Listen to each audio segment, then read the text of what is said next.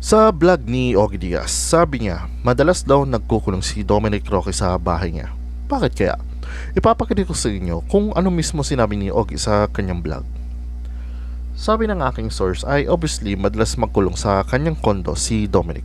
At si Dominic ay dinadalo ng mga parents niya, ng family niya doon. May mga kaibigan din si Dominic na tumatawag sa kanya para siya ay i-console, para siya ay imbitahang lumabas para somehow makalimot. Ang pinagkakaabalahan po niya ay ang kanyang production house. Meron po siyang production house na kinokomisyon ng mga brands na gumawa ng mga AVP o audiovisual presentation. Something like Lakbay Kalikasan. Pinakita sa akin ni Dominic yun, yung mga ginagawa nila. Sila mismo nagpupunta sa mga nature para ipagmalaki, ipagbunyi, paano mapapangalagaan ang mga kalikasan. Isa lang yun.